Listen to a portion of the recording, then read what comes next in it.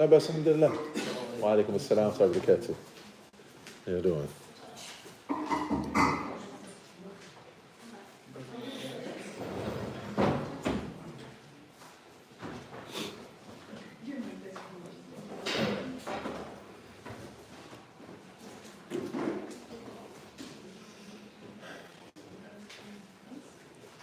طيب, so بسم الله الرحمن الرحيم.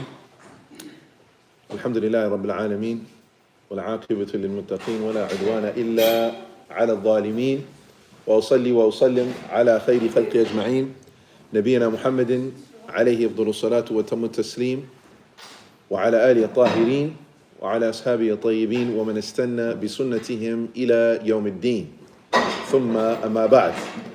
So we begin as we should and as we always do, in the name of Allah, the most beneficent and the especially merciful. And by especially merciful, we mean that there is a general mercy that Allah subhanahu wa ta'ala has for all peoples, believer and non-believer, animals, human beings, the creation in general. And that's expressed through Ar-Rahman. And he's especially merciful because he says in his glorious book, وَكَانَ بِالْمُؤْمِنِينَ رَحِيمًا. And that with the believers, those people who say La ilaha illallah Muhammadur Rasulullah, there is a special mercy that is limited to them and them alone on Yawm al-Qiyamah, on the Day of Judgment. In this life, there's mercy for the animals, there's mercy for the people. Even if they disbelieve, they still get to get the rain, they still have children, they still have money, they still have houses, they still get to live life and breathe the air. All of that is a mercy from Allah Azza wa Jal. But there is a mercy that is exclusively for the believers. And that is, of course, on Yawm al-Qiyamah. We ask Allah subhanahu wa ta'ala to make us amongst them. And there's no animosity except for those who are the oppressors, those who wrong others, those who take other people's rights, those who trample on other people's rights, whether it's because of their color, whether it's because of their ethnicity, whether it's because of their tribe, whether it's because of how much money they have or don't, and their social status, right? The animosity is reserved for those people who oppress others, right? And the good end are for those people who have taqwa, those people who are mindful of Allah, those people who they live their life according to a code and they have values. And at the core and at the center of that code and those values is that Allah subhanahu wa ta'ala is priority and above all else. And whatever Allah subhanahu wa ta'ala deems as right and good and what is pleasing to Him, that is priority over everything else. And then whatever is displeasing to Him and whatever causes to earn His anger and His wrath and His punishment, then that is the thing that they are furthest away from. And they live their life by that and according to that. And those people are the people of taqwa. And as Allah subhanahu wa ta'ala mentions in Surah Taha, وَالْعَاقِبَةُ لِلتَّقْوَى. And the good end are for those people who are mindful of Allah Azza wa Jal and who live their life according to that. And subhanAllah, we ask Allah subhanahu wa ta'ala to ever and always and continually shower and send His peace and His blessings upon the Prophet Muhammad sallallahu alaihi wasallam, the best of creation and the leader of mankind, and who will be the leader of mankind entering into paradise, and who will be the first to enter paradise. And we ask that Allah subhanahu wa ta'ala grant him maqam al-mahmud, the honored and praised station, where he will be able to, while everyone is sweating, while everyone is worried, while everyone is deeply concerned and scared and fearful about their own sins and their own standing and their own condition, and they are asking for somebody, please go to Allah subhanahu wa ta'ala and initiate the Day of Judgment.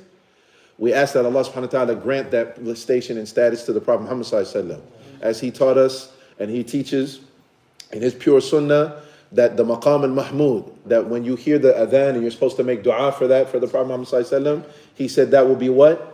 That on that day, after they go to several of the different prophets and messengers, they will finally come to the Prophet Muhammad sallallahu alaihi wasallam to go to Allah to initiate the Day of Judgment. And he will say, Ana laha, I'm the man for the job. And he will go to Allah subhanahu wa ta'ala and he will prostrate before Him, praising Him with praise that he never knew before. That Allah will, at that moment, Allah will inspire him. And Allah will teach him in his heart what to praise with and what to say at that moment. And it's then that Allah subhanahu wa ta'ala, out of respect and dignity for His Prophet and Messenger, out of His love for Prophet Muhammad sallallahu alaihi wasallam, He will tell him, rise and ask and your intercession and your request will be fulfilled and your intercession will be accepted. We ask Allah subhanahu wa ta'ala to grant him that. Allahumma ameen. We ask Allah subhanahu wa ta'ala to send his peace and blessings upon our dear and beloved mothers, the wives of the Prophet Muhammad sallallahu alaihi wasallam, and the family of the Prophet Muhammad sallallahu alaihi wasallam, and the remainder of the companions. May Allah subhanahu wa ta'ala have peace and blessings upon them and be pleased with them. And we ask Allah subhanahu wa ta'ala to accept from and guide those and send peace and blessings on all who follow in their footsteps until the day that we meet our Creator. Allahumma ameen. So, alhamdulillah, I want to firstly thank you, brothers and sisters, for taking the time to come here to listen and hopefully, inshallah, bidhnillahi ta'ala, benefit.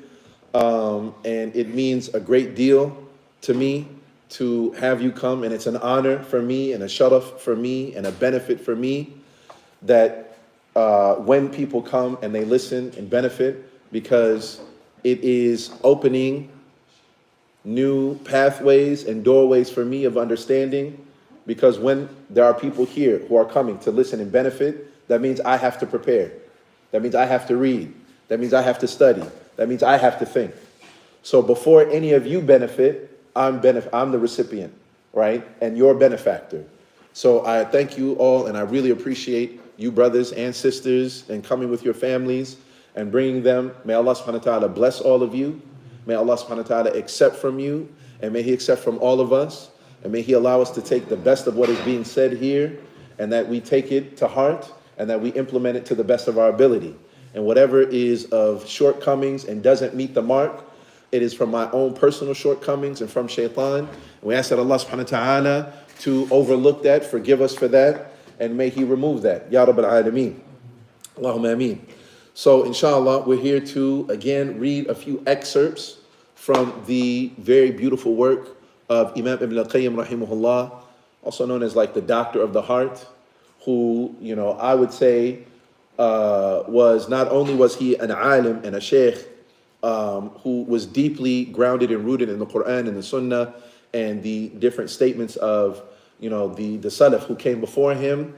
But he was also someone, subhanAllah, who deeply understood psychology and the mindset and the understanding of human beings and how there is that intersection and that overlap for people's faith, their iman, right? And their hearts and their minds, and how they think, and what motivates people, and what makes people afraid, and what makes them distance themselves from what might harm them, and how these things can be guided by the Quran and the Sunnah of the Prophet Muhammad sallallahu alaihi wasallam, and how it can be utilized for the benefit of human beings to help them find ultimately happiness in this life and in the next. And this is just one of many works that he's done, this book, The Disease and the Cure, or The Sufficient Answer for who is ever asking about the spiritual disease and its cure. The Jawab al-Kafi liman sa'ala an ad-dawa al-shafi. And we read a couple weeks back now that this book was based on a question. The question was, right, asked by a young man, and where he said, right, رجل ابتلي ببلية وعلم أنها إذا استمرت به أفسدت دنياه وآخرته وقد اجتهد في دفعها عن نفسه بكل طريق فما ازدادوا إلا توقدا وشدة فما الحيلة في دفعها وما الطريق إلى كشفها. He said that, listen, Sheikh, what do the scholars, what do the ulama, what do the doctors of the heart and spirituality, what do they say about a person who is ibtulia? They're being tested. They're struggling with it. It's like it's like when you sit down for an exam and you feel like you thought you studied, but it wasn't enough. You're getting questions thrown at you left and right that you weren't expecting the instructor to throw at you. And you're thinking there, racking your brain. How do I answer this? I don't know.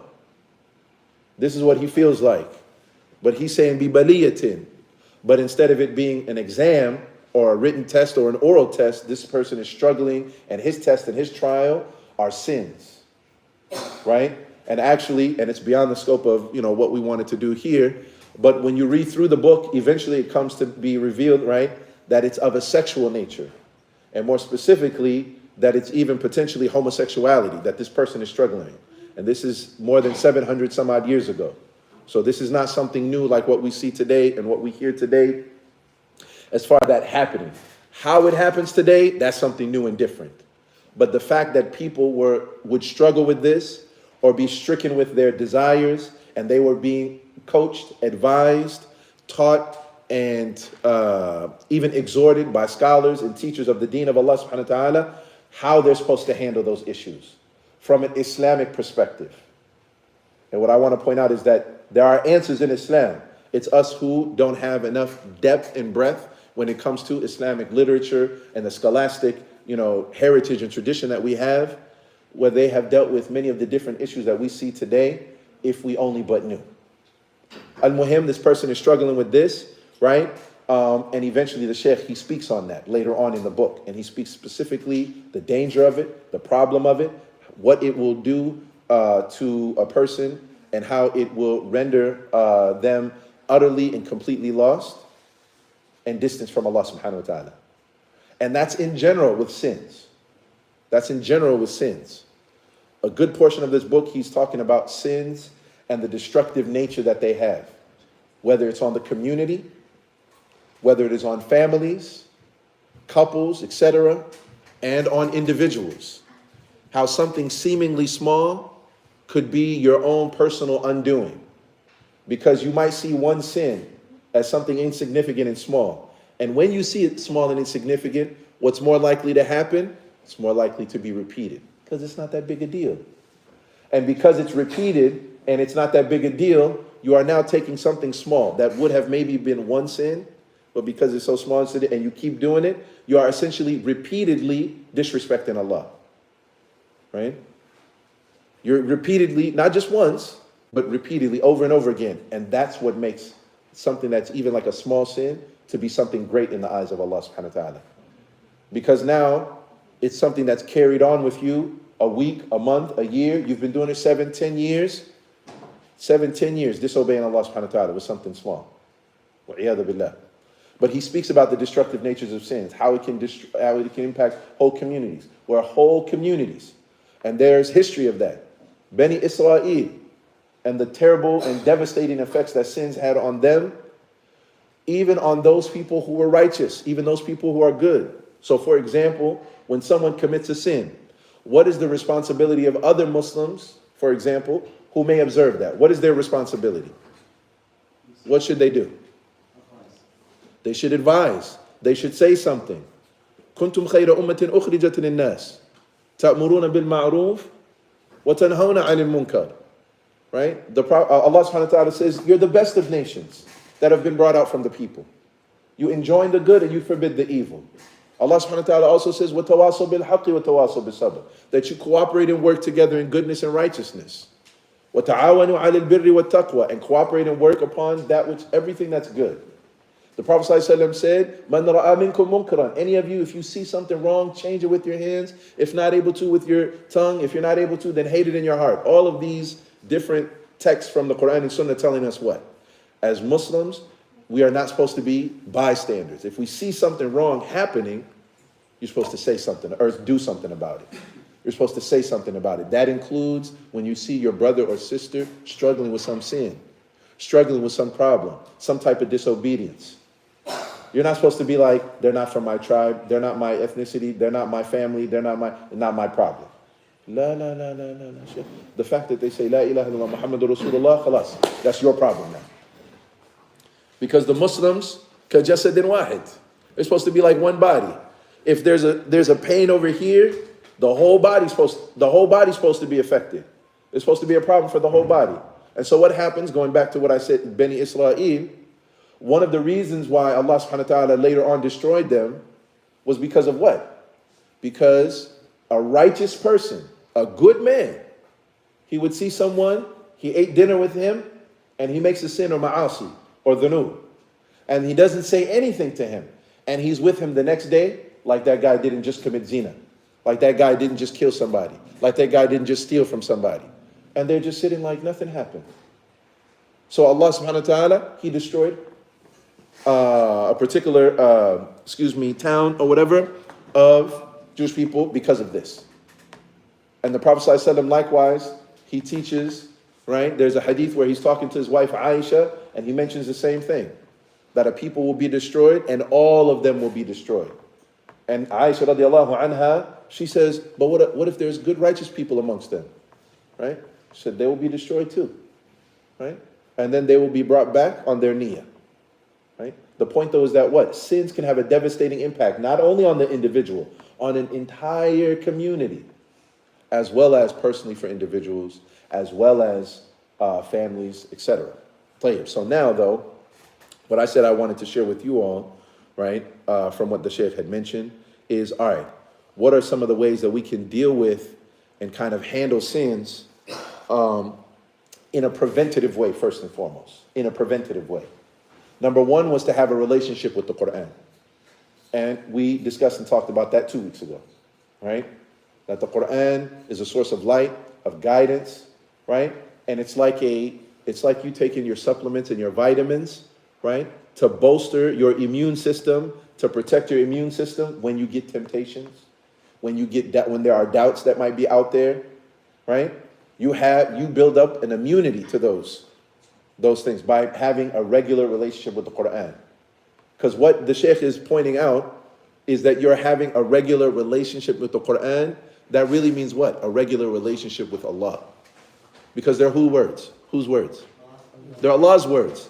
As Muslims, our belief that we must believe, and it's the belief of Ahlul Sunnah wal Jama'ah, is that Allah subhanahu wa ta'ala, He spoke words with with letters and words. The angel Jibreel heard those words, and then he came down to the Prophet Muhammad sallallahu alaihi wasallam, right? Tanzilu min Rabbil Alameen, nazala bihi ruhul Ameen, ala qalbika litakuna min al-munzirin. That the angel Jibreel alayhi salam, he heard the words from Allah subhanahu wa ta'ala, came down to the Prophet Muhammad sallallahu alaihi wasallam, right? And told him whatever Allah subhanahu wa ta'ala told him. Right? That's our belief. That the Quran, from Surah Al-Fatiha to Surah Al-Nas, it is all the speech of Allah. So that means what now? So when Allah subhanahu wa ta'ala, if you want to know who He is, and you want to better understand who Allah subhanahu wa ta'ala is, best place to go is the Quran. Because Allah is telling you about Himself. What better place to go to than the one, if you want to know about somebody, than to go to that person themselves. So if you want to know about Allah, best place to go is the Quran. If you want to know about the ancient past, then go to the Quran.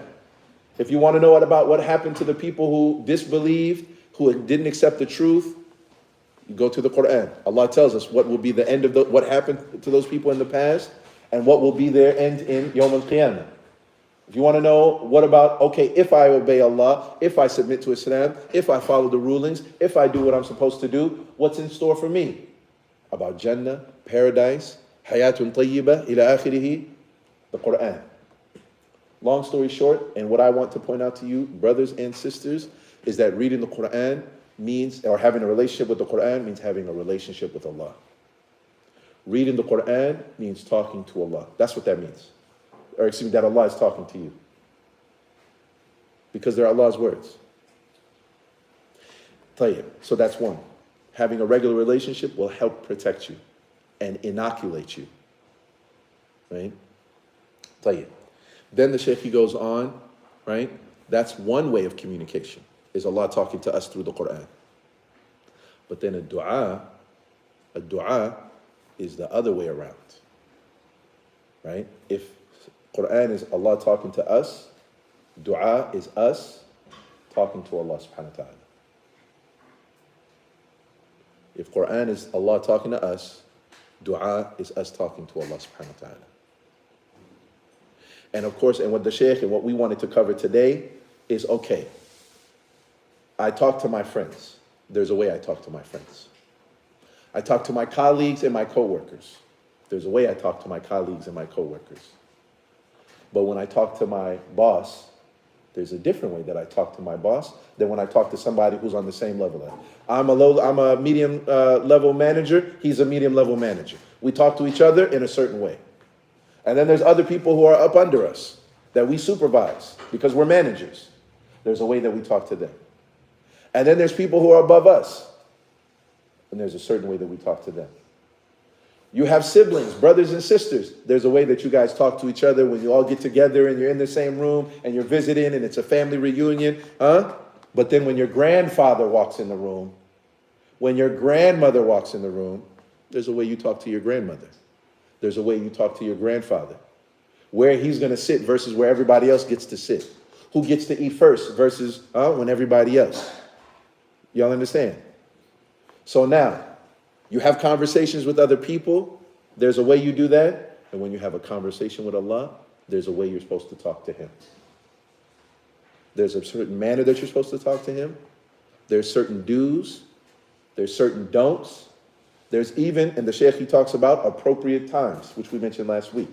And in the end today, inshallah, we're going to try to summarize it all together, right? Like these are the things that you should do. These are certain etiquettes, and these are certain things you should avoid, all right? There's a certain way that you talk to Allah subhanahu wa ta'ala. And why? Because it's not like talking to anybody else. The same way there's just certain things you would never say to your mom. There's certain things you would never say to your dad. Why? That's, hey, out of respect.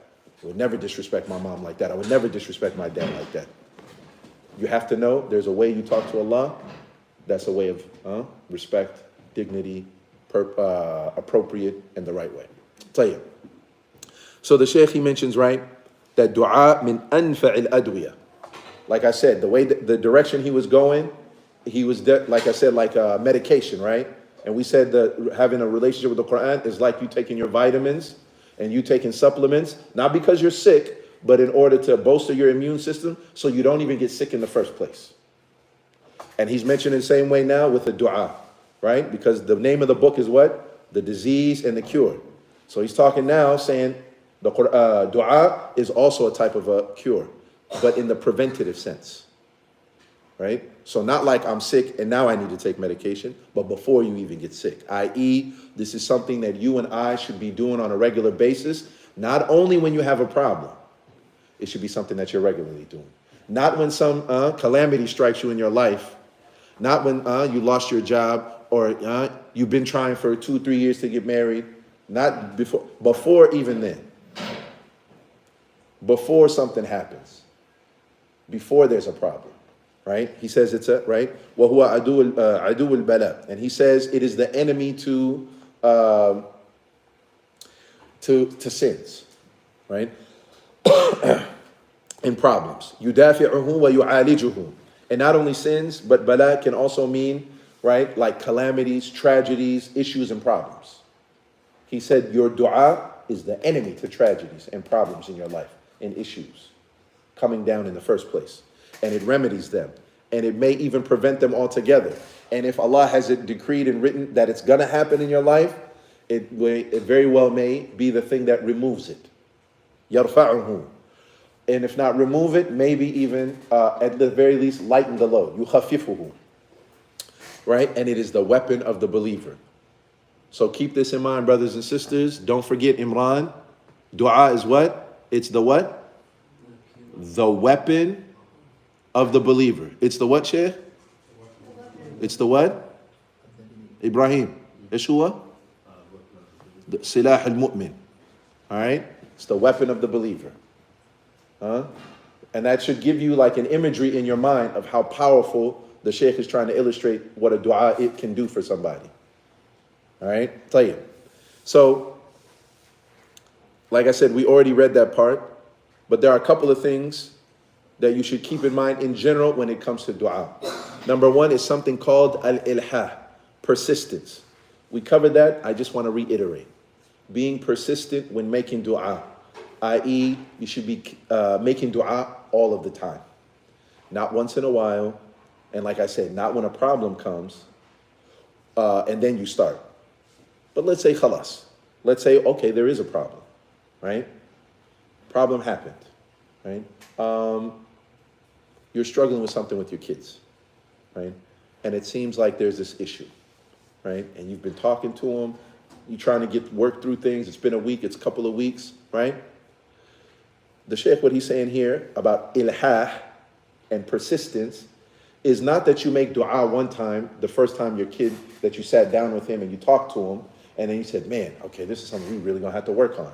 And that's when you make dua once or twice, And then it's been 2 weeks and your kid is still being a bonehead. Allah musta'an. Still doing the same mistake. Or still having the same problem. And you say, La hawla wa la quwwata illa billah. I asked Allah, nothing's working. Khalas. And you stop making dua. La la la la. You persist. You keep making dua. You keep making dua. Because if you stop, that is implying two things in this particular example. Sheikh, we said how many things it implies? Two things. Number one, it implies you've given up on Allah. Allah didn't answer me, khalas, I give up. You've given up on Allah. That's number one. And that's the worst thing. And number two, right? And this is a very, very hard pill to swallow. You've given up on your kid. They were only worthy of making dua for once or twice, or for 1 week, and then ta'ibt. I gave up. That's what it implies. Even if that's not what you mean, that's not what you think you're saying, but that's what it, by default, that's what it is. Tell you, maybe it's not your kid, maybe it's the manager. Maybe it's not your manager, it's your wife. Maybe it's not your wife that you start making dua for. Maybe yourself. Matter of fact, later on, the Sheikh, he talks about the role that sins play and how they can impact someone where they forget themselves. Right? If you look at Surah Al-Hashr, يا أيها الذين آمنوا اتقوا الله ولتنظر نفس ما قدمت لغد واتقوا الله إن الله خبير بما تعملون ولا تكونوا كالذين نسوا الله فأنساهم أنفسهم أولئك هم الفاسقون. Look at, they forgot themselves. And who are they? They're the people who are the fasiqun. What does that mean, they forgot themselves? They forgot Allah, and in their forgetting Allah, they do what? They forgot that He's watching them. They forgot that He hears them. They forgot that He sees them. They forgot that He's all-knowing. They forgot that, right? And so what happens? They disobey Allah. They commit sins. They go against Him. They do whatever it is that they want to do. They feel no shame towards Allah. They forgot Allah. So what does Allah cause them to do? فَأَنْسَاهُمْ أَنفُسَهُمْ. They forgot themselves. What does it mean to forget themselves? They don't make dua for themselves. They don't think about the consequences of what they're doing, and they keep doing it, and the harm that will come with it. And they forget about the akhirah.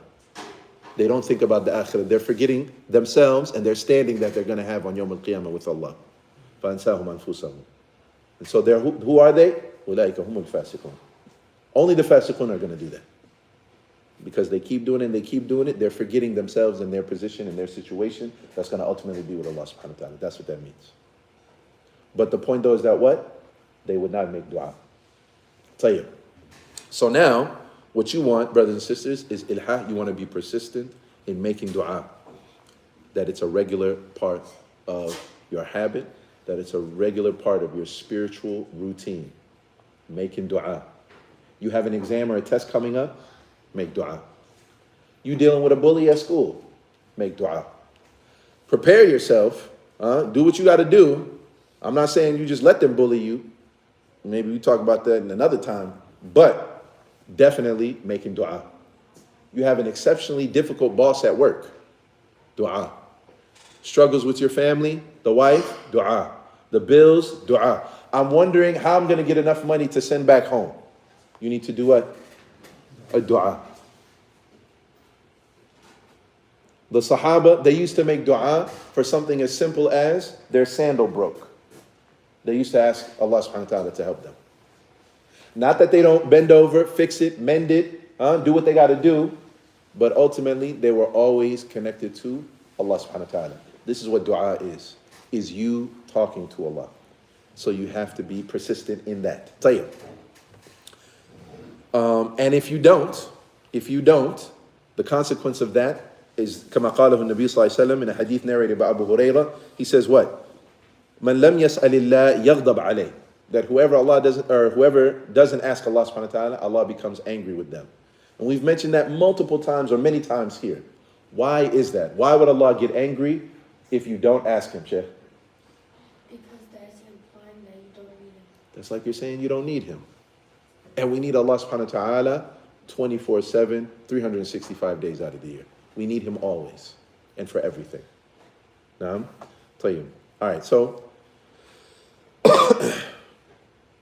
And then the opposite of this, من الآفات التي تمنع قبول الدعاء, right? The things that prevent your dua and contradict it, the opposite of persistence is having isti'jal, i.e. you making dua once or twice and then saying, Allah didn't answer me, so khalas, I give up, right? He said, don't do this. You're like somebody who plants a seed, right? And instead of being patient, watering that seed, tending to it, waiting for it to become a sprout, then it gets a stalk, then it grows its branches, then it bears what? Fruit eventually. But all of that takes what? Time, and you have to continually keep doing what to the seed? You got to keep watering it. Your dua is like you're watering what it is that you need. Whatever your request is, your dua is that watering. But if you don't, if you just make dua once or twice, he said you're like somebody who waters that plant. You waited there, you're waiting there a day or two, you're like nothing came out, and you walk away and leave it alone. Does that make sense? Similarly, someone who tries to make dua once or twice to Allah and then walks away, that doesn't make sense. Then they don't understand what Allah wants from them. Allah wants to hear our voices in the night.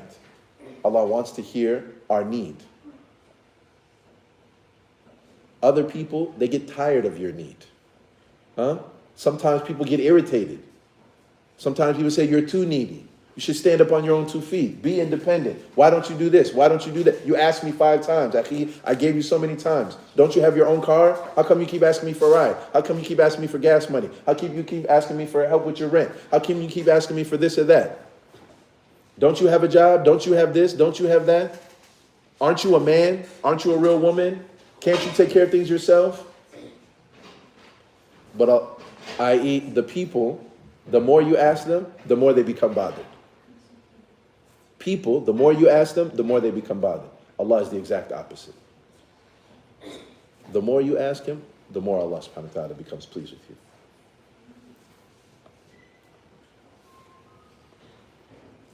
Tayyib. Another thing to keep in mind before we get to the etiquettes of the dua is the importance of having a presence of heart. If you've ever heard the expression, right?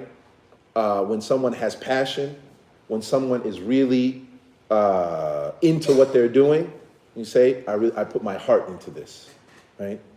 And this is essentially what you need to do when making dua. Your heart needs to be into it.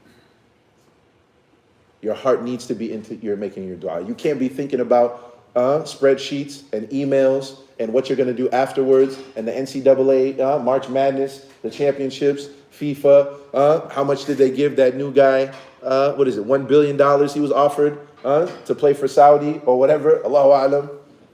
I mean, it's not for Saudi. Who is it, for Arsenal? Saudi. But they own the team, right? Who was it for? Don't even worry about it. We shouldn't be thinking about it. We're talking about thinking about dua. Tayyib? Now, you should be thinking about dua or thinking about Allah subhanahu wa ta'ala and focused on whatever it is that you're asking for.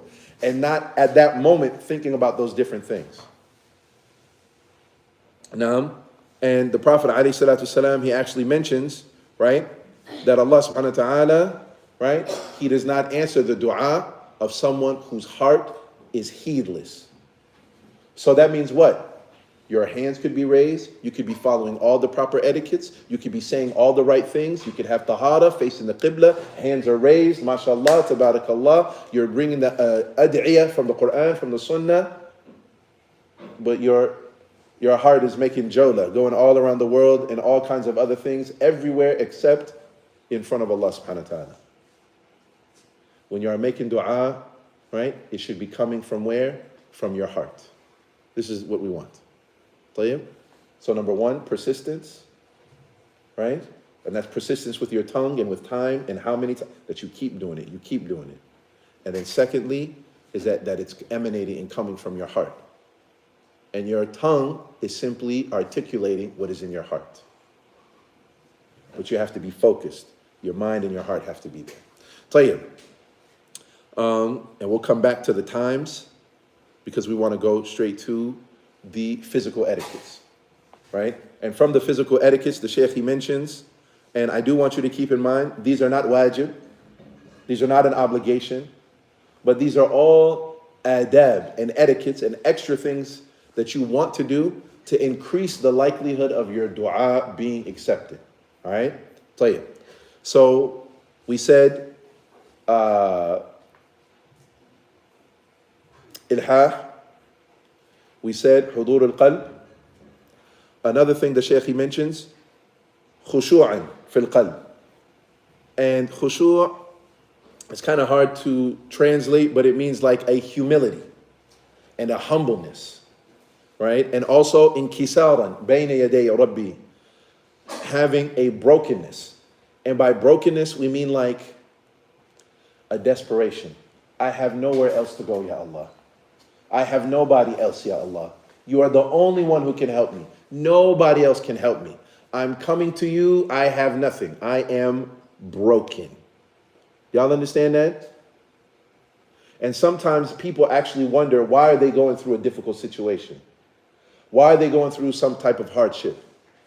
It is when you are in those desperate times. It is when you are in those desperate situations and you cannot hold back your tears.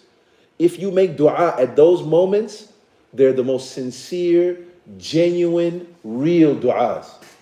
Because you're looking at it like, I have nothing left. Who can help me? When you feel that type of desperation, that's inkisar. And Allah wants that from us. Not because He enjoys seeing that, but because the purity, the organic, the raw, unrefined dua that you're making, that it's mixed with, you're not thinking about anybody else. Because maybe you've already gone to every other door and they slammed the door in your face. I asked this person, I asked them for help, I asked them for money, I asked them to guide me, I asked them to counsel me, I asked them to do whatever, I asked this person to tutor me, I asked this person to, I asked. And all the doors are closed. And when you feel like I have nowhere else to go, and you go to Allah, how much more genuine and sincere is your dua at that moment? More real than anything else. That's why most often if anybody ever said to me, Sheikh, please make dua for me. Yeah, Imam, please make dua for me. I say, I'll make dua for you. And I do right there on the spot. But I tell them every time, you are the one who's going through the situation. You're the one who's sick. You're the one who you're asking to help your son. You're the one who's struggling with your wife. You're the one who's going through this circumstance or situation, not me. بكل احترام. With all due respect, I'm not trying to say it's your problem, but what I am saying is that at the same time, it is your problem. And because it is your problem, when you make dua, when you're asking Allah, the need, the desperation is not the same for me. When someone else who's not going through it, right? And I gave an example for somebody just today. I was talking to somebody today, and I gave the example of, let's say, a young boy is sick, a son. Who will have more sincerity? Who will have more purity in their calling out? A sheikh or the mother of that kid who is sick? The mother. No matter how much Quran he knows, no matter how many qira'at that he knows, no matter how many hadith he memorized, no matter how much, but the mom, she's the one who has to stay up late with her son who's got a fever. And she's the one, she fed him from her own body. And she's the one who carried him for 9 months. If she sees him and he's withering in pain, when she makes dua to Allah, it's not going to be the same like some sheikh or some other brother or it's not the same. Y'all understand that? So whoever's going through the situation, them asking for dua, it's the best thing. That's why all of us should be regularly making dua. It's no problem to ask your brother or sister, brother, make dua for me, pray for me. Inshallah, I'm going for a job interview, or I'm looking for a promotion, or I have an exam coming up today at school, right? I got a paper I got to do.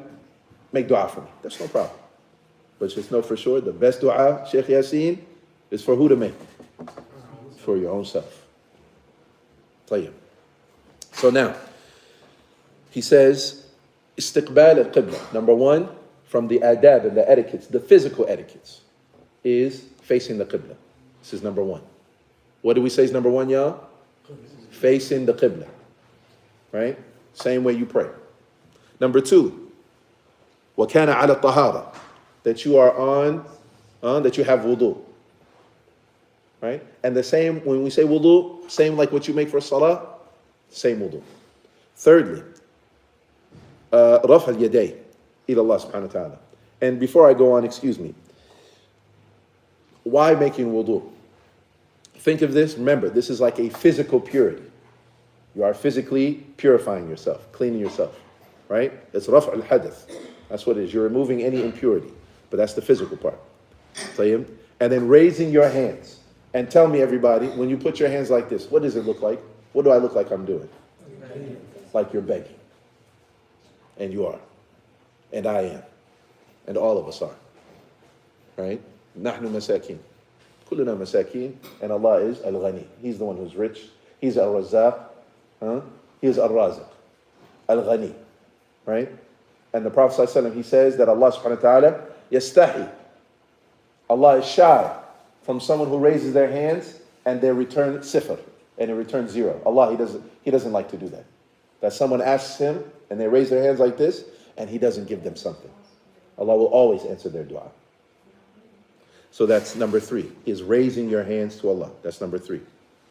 Number 4 is the wording now, okay? We're talking about the wording. You start bihamdillah wa thana alayh. Praising Allah subhanahu wa ta'ala and saying good things about Allah, right? And hamd, right, or thana is usually means 2 things. It means shukr and thana. Shukr means thank you, appreciation, gratitude, and saying thank you, right? So when you eat, for example, and you finish, you say what? You say alhamdulillah. You're thanking Allah subhanahu wa ta'ala for what He's given you. Praise, however, thana, which is also in the meaning of the word hamd, it means to praise someone and say good things about them and their good qualities, whether or not they did something for you. So an example would be, right, let's take any random player, let's say Kobe Bryant, right? And if I said, for example, he was such a wonderful athlete, he was so fast, he had a strong mentality, right? He was, one of the highest scorers. He was one of the best in da-da-da-da. If I say these different things about him, has he ever done anything for me? I mean, as far as you know, he's never done anything for me. He's never given me anything. He's never autographed anything for me. I've never met the man, right? Tell you. So I'm not thanking him for anything, but I'm doing what? I'm praising him for the qualities that he has. Y'all understand? So when we say praising Allah subhanahu wa ta'ala, right, this is a part and parcel of hamd. This is what we mean by praising Allah. That He is Lord of all the worlds. That He's the most merciful. That He's the most generous. That He's the most kind. That He's the most loving. That He's the most compassionate. That He's the praising Allah subhanahu wa ta'ala. And actually verbalizing and saying those things. Right? That's why when we're making dua, say for example in qunut, witr, or in taraweeh, there is, you'll have the shaykh, oftentimes he's saying, right, praising Allah subhanahu wa ta'ala, then he makes dua, or then he asks for something, right? Ya Rabbus samawati wal ardeen, the Lord of the heavens and the earth. That's not a dua. You're not making a request. You're saying something about Allah. You're saying how great and grand He is, that He owns all of the heavens. All of it belongs to Him, that He's the Lord of it. Wal ardeen, and He's the Lord of all of the earth and all of the different lands. All of it belongs to Him. That's praising Allah subhanahu wa ta'ala. Tayyib? So when you actually start making dua, that's what you start with. Praising Allah subhanahu wa ta'ala. Then after that, so how many is that so far? How many? 4. What were they so far, Sheikh? Face استقبال القبلة على الطهارة, raising your hands, and what's that wording? You should start with what? Praising Allah subhanahu wa ta'ala. That's he's 4 for 4. MashaAllah, tabarakallah. Allahumma barik. MashaAllah. Tayyib. So now it's number 5. Still talking about the wording. Okay, what you say in your dua. you start by sending salat wa salams ala Rasulillah sallallahu alayhi wa sallam. ثم ثنى بالصلاة على محمد عبده ورسوله. Right? That's number 5. And you can use any salat wa salams. For example, salat Ibrahimiyya. Allahumma salli ala Muhammad wa ala ali Muhammad. كما صليت على إبراهيم وعلى آل إبراهيم. Right? إنك حميد مجيد. إلى آخره. Right? But sending salat and salams on the Prophet Muhammad sallallahu alaihi wasallam. That's number 5. Number 6. ثم قدم بين يدي حاجته التوبة والاستغفار. Notice, we still haven't asked for anything. We still haven't asked for anything. Again, because we're not just requesting from anybody. You're talking to Allah, so it has to be with the proper adab. So now, you're making tawbah and istighfar. Tawbah and istighfar. So we said the wudu is the the physical purification, and the tawbah and istighfar is spiritual purification. You're being cleaned on the outside and on the inside. Because tawbah and istighfar is what? What is tawbah and istighfar? Can you go to my office? Please. And I'm asking you all, what is tawbah and istighfar? Anybody can answer.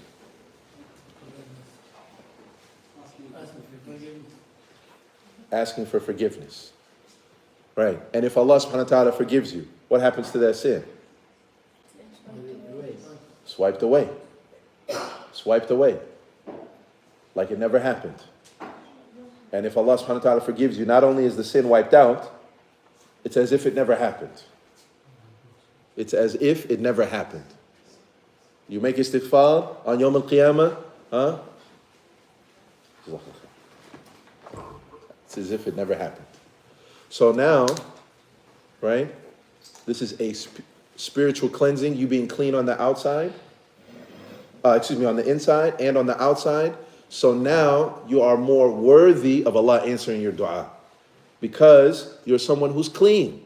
Spiritually, physically, you've come with the proper adab, the right etiquettes, you're saying the right things, you're doing the right things, and now you're raising your hands. Now you're ready to ask Allah subhanahu wa ta'ala for what you want. And at that moment, Allah is ready to listen and answer you.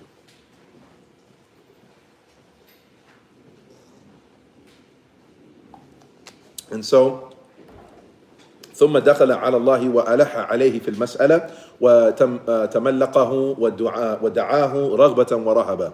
He said, then, now you enter upon Allah.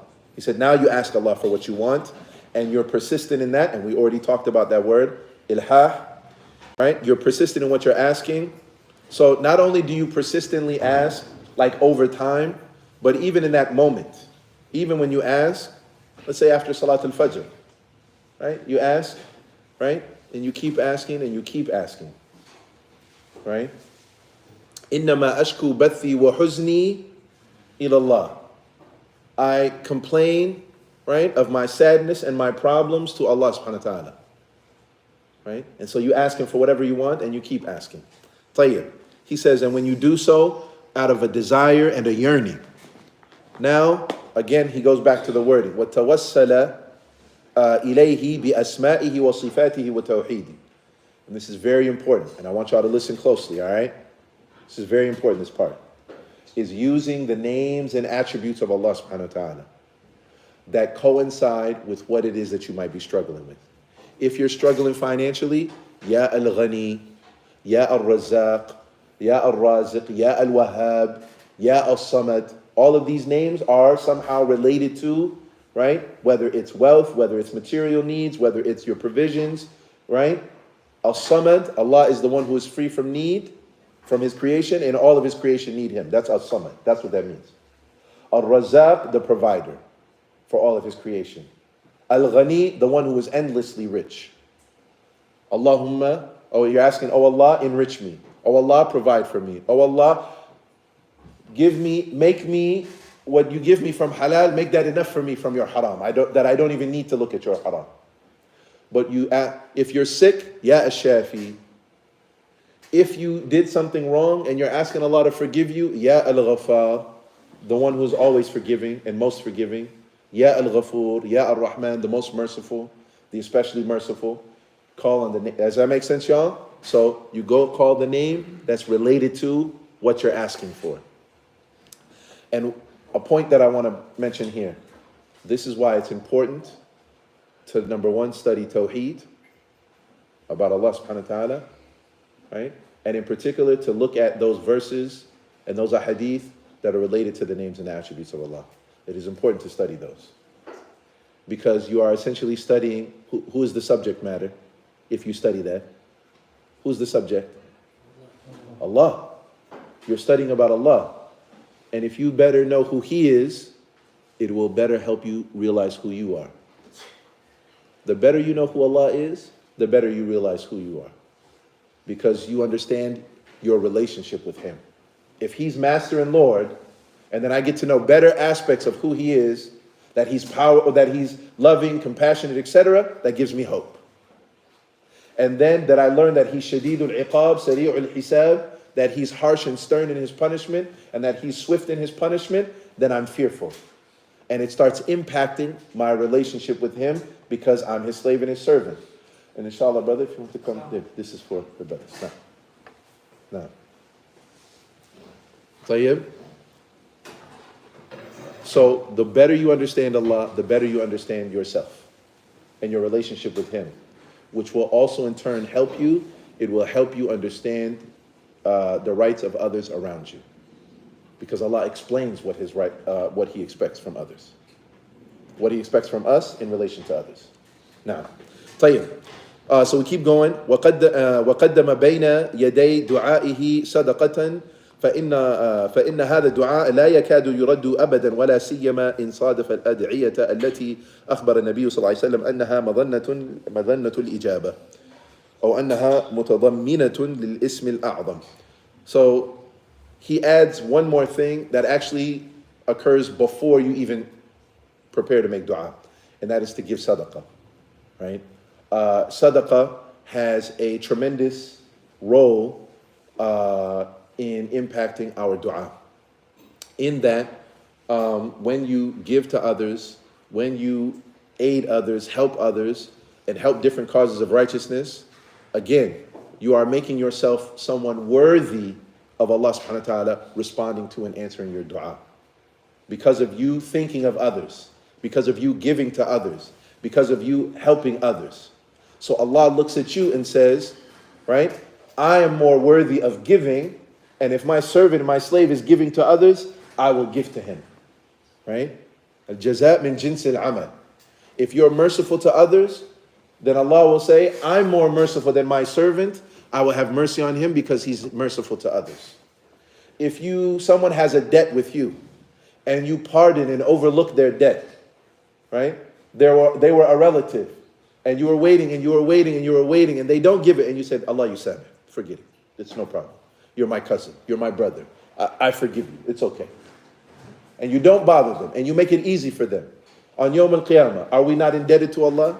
Do we not owe Him? He will say, I'm more worthy to overlook.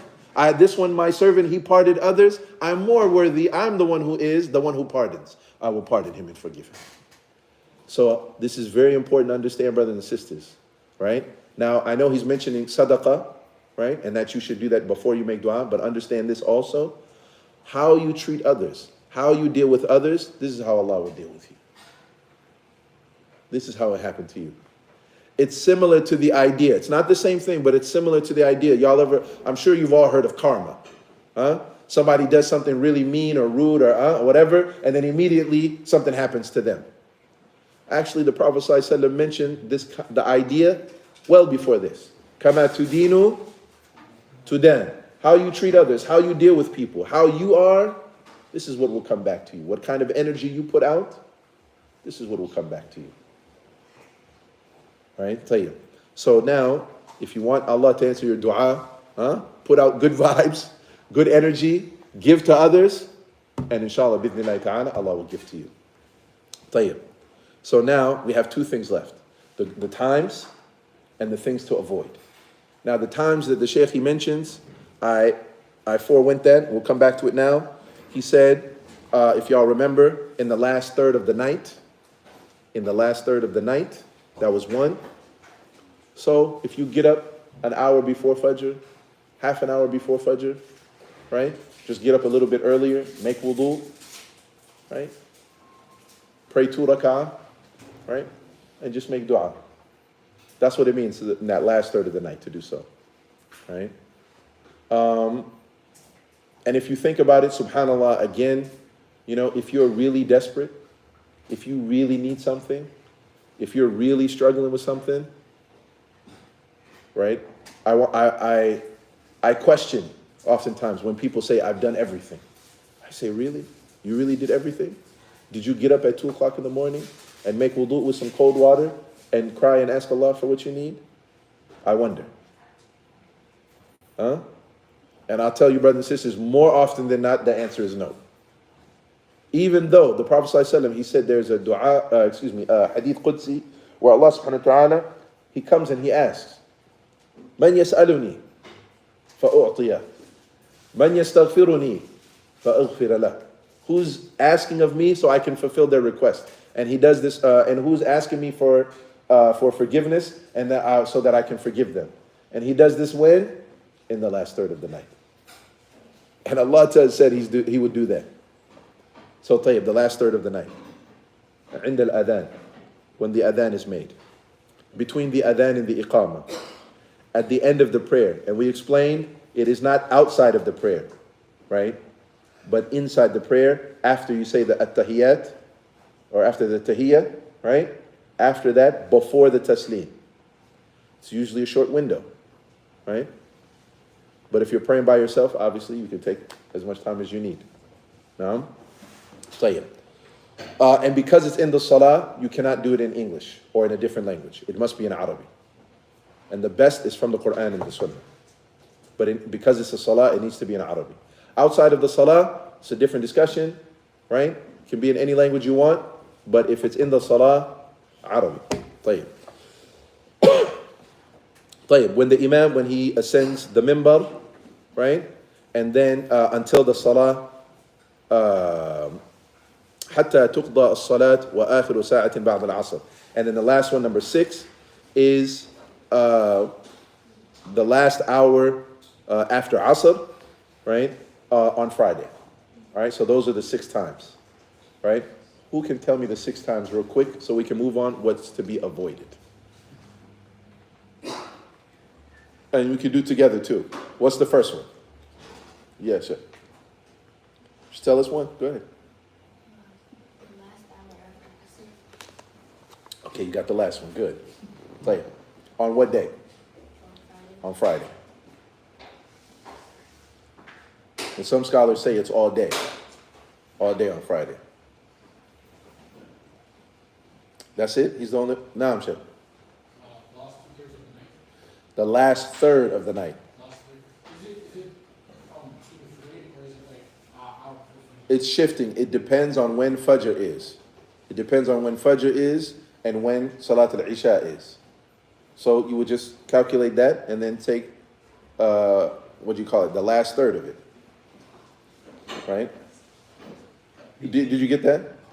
Khalas, okay. Between the Azan and Iqamah? Between the Adhan and the Iqamah. Good.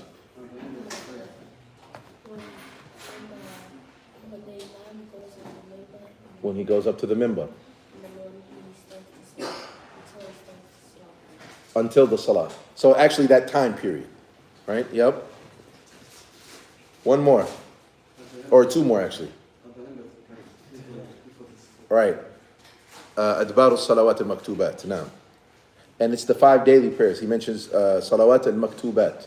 Meaning the 5 daily prayers. So not sunnah, but the 5 daily prayers. All right, tayyib. And then the last one is at the adhan. Right? The adhan, and then also the adhan, between the adhan and the iqamah. So those 2 are separate. So now, as far as what things could get in the way of us making, or our dua being accepted, excuse me. So, there's a hadith of the Prophet ﷺ, where he mentions, right,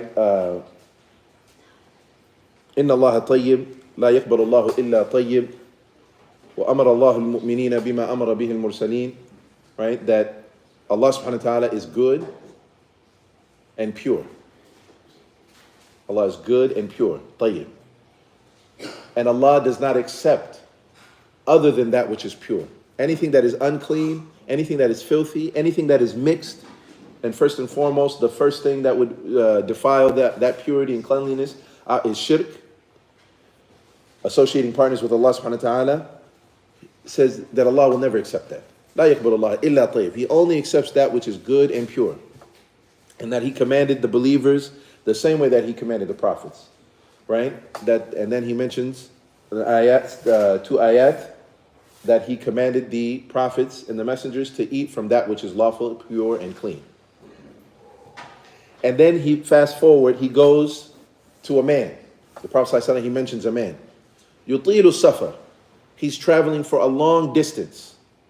أشأث أغبر. And he's disheveled and dusty and dirty and weary from this long traveling. Right? Now, mind you, these things, when you're traveling, what is more increased? What will happen that we should all do more of when we're traveling? Being more exhausted. No, that's naturally going to happen. But what should you do more of when you're traveling? In relation to our conversation right now. A dua. Now, of course, there's more expensive, but your dua, make more dua. When it's raining, more dua. When you're sick, more dua. Right? These are also different times. But when you're traveling. Right? So this man, he's in a state, in a situation. He's dusty, he's tired, he's away from home. He's desperate, right? In a more dire situation. He's more likely that Allah will answer his dua. All right?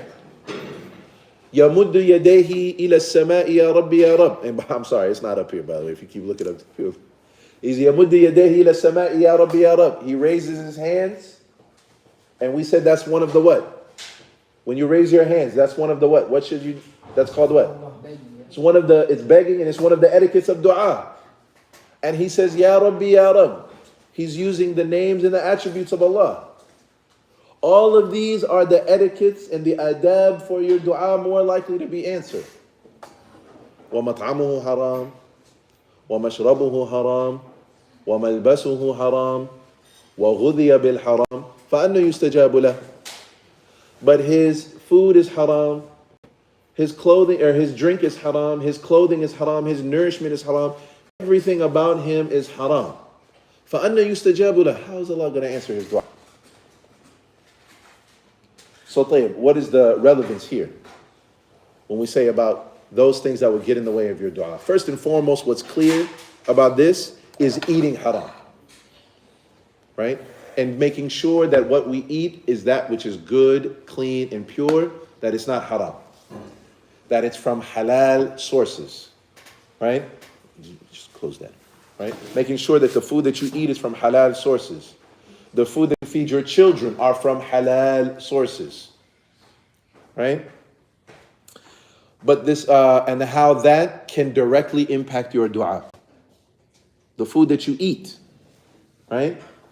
The nourishment that you have, the clothing that you put on your back, right, can directly impact your dua. So tayyib, what does this also mean? This also means the sources of your income and the money that you bring into your house must also be halal, because that's what you purchase. Because look, he didn't only say the food that you put in your body. He said, مَطْعَمُهُ haram wa mashrabuhu haram wa malbasuhu, his clothing. Right?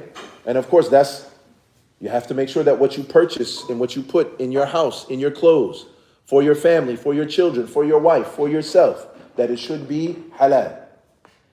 It's very important. And subhanAllah, this is something that is oftentimes overlooked. You will see a seemingly good brother, a good sister, a good family, right? But the father's job is haram. And he doesn't understand why he's struggling with his son and his daughter. وَمَطْعَمُهُ حَرَامٌ وَمَشْرَبُهُمْ حَرَامٌ وَمَلْبَسُهُ حَرَامٌ وَغُذِيَ بِالْحَرَامِ. But they're eating haram, they're wearing haram, everything is haram in their life.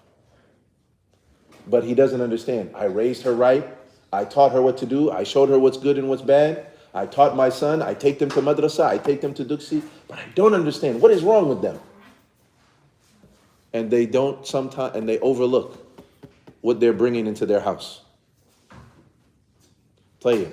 And then take an even further step back and broaden it even more. Oftentimes, not just their income and not just the food that they consume, but the lifestyle that they have. The lifestyle that you have. There are sometimes brothers and sisters who their entertainment, what they invite into their house, what they do with their free time, what they allow their children to do, what a husband might allow his wife to do, what a wife, even what she knows her husband is doing every Friday night when he's sitting around on his wife is wig like this. Do you know what that is? You know, Sheikh. What is it? And Mira. Al-Qayyim. Every Friday night. Shah, they're sitting around, 10, 15 guys, and they're talking until Fajr time. Right? But then he's wondering, why is my son smoking weed? He's doing this one, and he's wondering why his son is smoking weed. You say, Sheikh, come on, Sheikh.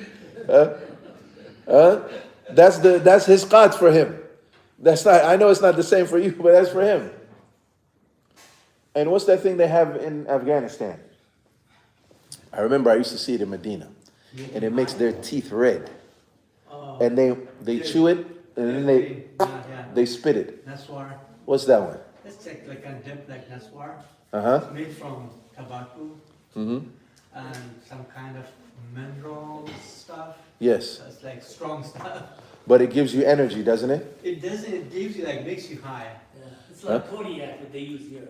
Yeah? The little thing they put underneath. Yeah, snuff. Yes, Yes, yeah. Same, Yeah. yeah. But it's like there's it's a powder version, and they have it's like also like a gum version. You just like. You put it in here, right? And then someone wondering, why is my son vaping? Why is he? I don't understand. We're just doing these. I don't understand. The lifestyle that you have is directly impacting your dua. Your lifestyle is directly impacted. And sometimes maybe your lifestyle is okay, is good. But a husband, maybe he's allowing his wife to do certain things. Or maybe the parents are allowing their children to do certain things. Buy them a phone, give them a phone. Give them a phone, okay, I have to communicate with them, I have to pick them up from soccer, they have a job, I have to pick them up from school, etc. I have to, if there's an emergency, okay. But then not observing, not watching, not looking at what they're doing on their phone. Remember, their phone is not a phone anymore. That phone is a laptop. It has the same processing power of a computer.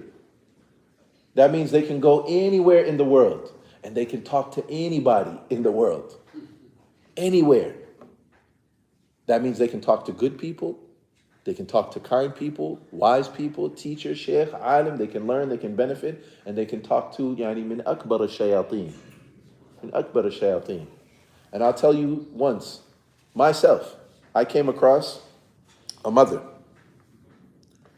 She called me. I hadn't seen her in like 2-3 years. I used to teach her daughters in madrasa. Then they called me one day after like 3 years, 2-3 years. This was 2 years ago when I first started at this masjid. And the mother, she came to me, she said, Sheikh, I need you to talk to my daughter. I said, what's the problem? She said, my daughter, she left the country. And she was like 17 years old or 16 years old. I said, what do you mean? She left the country. How can I talk to her? He said, Sheikh, she met somebody online. And this person, they talked to her, and they convinced her to come and visit them. Okay? And he said, okay, no problem. Tayyib. And what happened when she went? She said she went and she had a scholarship. She took her scholarship money and she took it and she went to visit this person. And it turned out to be a man. Right? And they just stayed with each other. They stayed with each other for like 2-3 months. And the mom, she's begging, please come home, please. I will forgive you everything. Just come home. Then the man who convinced her to come out, he was just enjoying himself for a time. He said it's almost time for school again. And he left that country And he came back to America. I just came to have fun. So then that girl online, she met somebody else. And then that person, they convinced her to stay longer. And then they were convincing her to the extent that that person was able to get the girl's phone. And then the mom, she couldn't even talk to her own daughter. Now she has to talk to this random person who her daughter met online. Right? Somehow, some way, Allah subhanahu wa ta'ala was able to bring her daughter back. Right? She finally came, and ultimately it was because she ran out of money, the scholarship money that she had from school. And then, subhanAllah, this mom, I was asking her, how did she meet those people? And of course, she was saying and all of y'all know, like from TikTok. That's where she initially met them from. She met the person from TikTok, and then from there, right, personal connection, and then from there, DMs, private conversations, ila akhiri, until that, right? So what is my point here? My point here is that this young girl who she, for the most part, was grow up in going to the masjid, right? But she was exposed to outside of that via social media, via her phone, right? And so, again, when we talk about lifestyle and you having an Islamic lifestyle, that also means, especially for parents, this also means you being responsible, right? That your children are also, that they're having an Islamic lifestyle, i.e. that you're involved in what they're doing and that you're aware of what they're doing and you know what they're doing in their life. And that includes like their social media, right? And being very, very careful about that. If you ask me personally, I would tell you, right, unless your kids were in high school, I wouldn't even give them a phone if they weren't in high school. It's illegal for them to drive. They're not even allowed to drive until they're 16, right? And the phone is way more dangerous than a car. The phone is way more dangerous than a car. But if you feel like you must, right, then I would advise you that every single account that your child has, Snapchat, TikTok, Instagram, Discord, Twitch, Facebook, WhatsApp, whatever it is that they have, Clubhouse, whatever it is, whatever new one that they have, whatever, you should have the password. And you should be, if you allow them to, you should know what that app is. You should have that app too. And you should be able to check on theirs whenever they want. There should be no such thing as my privacy. There is no such thing. There is no such thing. You should know exactly what they're doing. And if they're not doing anything wrong, they should have no problem with sharing with you anyways. The only reason why they would want to hide it, right, from there is because of if there's something wrong. Now, so I say that because there's already naturally, and I'm sorry, this is a little bit of a tangent, but there's already naturally a cultural gap between the parents and the kids. That's natural, right? Because we came from back home, we have our culture, we have our ways, we're already older, we're already grown, we come here, we have kids, and then they're growing up in a different, there's a cultural gap. Then there's the age gap, right? There's always some gap between the younger generation and the older generation. Then there's the issue of identity. Am I Somali? Am I Afghani? Am I American? And I'm Muslim, and I'm this, and I'm that, and I'm Ethiopian, all these different things. And the kid, he's trying to figure all that out. That's also another issue on that. So now, right, if you get them that, you have to help them navigate that. And you have to be careful with that, very much so, right? It's very, very, very important because there's so many people, they see their kids when they're 12, 13 years old, and by the time they're 14, 15, 16, they say, we don't know who this guy is anymore. They're completely different. We don't know who our daughter is anymore. And they don't realize, maybe, even if they were staying at home the whole time, but every day they come home from school, they throw their backpack in the corner, then they go straight to their room, and they're using their phone for 3, 4, 5 hours a day until they fall asleep with the phone like this, like on their face, right? So then that means somebody is talking to them, indoctrinating them, mentoring them, advising them, teaching them, and telling them whatever they believe. for all those hours every day. And that's how you'll see many times people, they become separate from their kids while their kid is home. Their kid didn't run away. The kid may not even go outside. Well, I met a father who he brought his son. His son never leaves the house. It was during COVID, and he became an atheist during COVID. How? By meeting people online, right? So, if I feel like some of you I'm scaring you, then good. I hope I am. That's exactly what I'm intending to do, because people do not realize the danger of that. And the best way to protect from that, first and foremost, is a dua. Making dua for your children. The Prophet ﷺ mentioned the dua of the parents for their children will not be rejected. And number two is being vigilant with your children. Talking to them, communicating with them, being their friend. And if you allow them to have something, you should know what it is. Do not let them have something and you are not, if you're not an expert, become one. What is this Snapchat? I don't know what it is. I don't know how to use it. You better learn how to use it. If they have it, you have to learn. If you don't let them have it, then don't worry. You're a little bit safer. But if you let them have it, you need to become an expert. Because if you brought it into their life, then you are responsible. May Allah subhanahu wa ta'ala protect all of our children.